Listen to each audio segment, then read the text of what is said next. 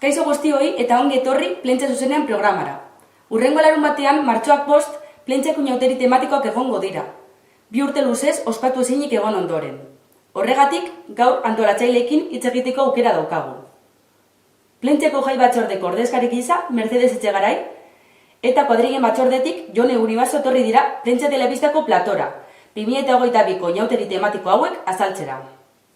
Kaixo Mercedes eta Jone, eskerrik asko etortxagatik. Zuri. Lehenik eta behin, zein da aurtengo gaia eta nola aukeratu da?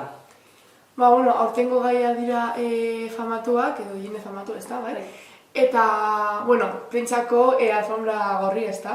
Bai, celebritiak edo. Celebritiak, bai, para entendernos. Eta gai oso orokorra, nire ustez. Eta oso zaila. Bai, lehen da bizi, ni pentsatu nuen, da gai, en plan, guai, tal, baina gero, nire kuadrekin pentsatzen, egon nahi, en plan, ostras, nahi da zaila, Taldean jateko zaila da, bai. Sí, bailariko zaila. Eta nahi aukeratu genuen, printzipioz,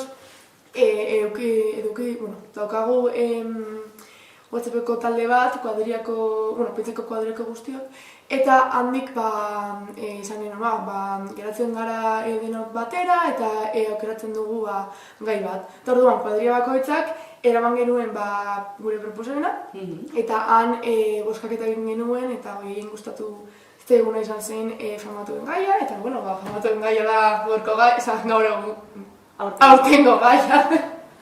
Jai batzordea eta kuadrigen batzordea elkarlanean ibili zarete aurten ere. Nolako izan da elkarlan hau eta prestakuntza prozesua? Lehenengo jai batzordea bildu ginen, eta egoera sozial-sanitarioaren, egin genuen analisi bat, eta erabaki genuen posiblean zela inauteriak egitea. Orduan batu ginen, proposamen bat bidali genien kuadrilei, eta beste bilera bat egin genuen kuadriekin, ni naiz jai batzordekoa, baina nik ere nire kuadrilla dut, orduan ni joan nintzen jai batzordeko ordezkari bezala, eta gure proposamena luzatu genien, baina dena zen irekia, en plan, zuek erabaki, esan, eta gauza batzuk aldatu genituen. Bai. Eta ere da oso garantitzu esatea, gu kuadriako guztiok eduki dugula aukera ere gure iritzia emateko zuei, eta denok batera egiteko egitarau polita eta denok gustokoena, eta hori da oso garantitzu, nire ustez herri batean denok elkarlanean egotea, eta gauza onak egita, no? Naiz eta azken momentura arte egitaragoa ez dugun bidali, dena zegoen pendiente, baina, badago. Bai. Zer ondo. Azaldu alde guzue pizka bat zin izango den egitarago hau? Hasiko gara goizez, poteo batekin, izango dela, nik uste dut pizkat, ordu batetan, bai. Pizkat librea, baina, animatzen dugu herri guztiari, ez bakarrik astei... Helduak ere bai, eta ere umeak, poteoa bat da, baina, umeak... Baina, poteoa da, kalera ateratzea, eta denok, ikustea denok mozoratuta, eta hori da polita, ez da, herri batean. Ja, mozoratuta eta... Herria batzea ekimen honekin. Hori da. Hori zen ere burua denak batzea. Gero arratsaldeko 5:00 izango da Elizen Parantzan kontzentrazioa, Gorringoren etorrera, eta inauterietako pregoia. 6:00 hasiko gara kalejira bat egiten Elizen Parantzatik frontoiraino, eta gero ja frontoian izango dut umeek disko festa, eta gazteok beste poteo bat egingo dugu. Eta ere, azu zaizu ezaten janariaren gauza, adibidez 2 urte, orain dela 2 urte, egoten zen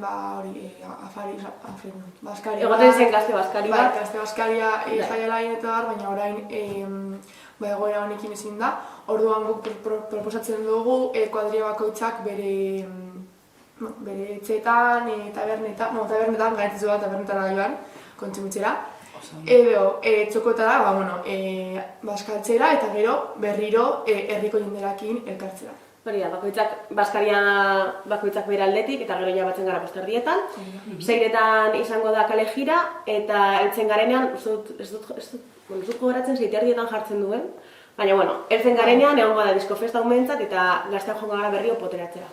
Gero 9:00 badauz zezen zuzkoa, eta 9:30 romeria astiro plazan.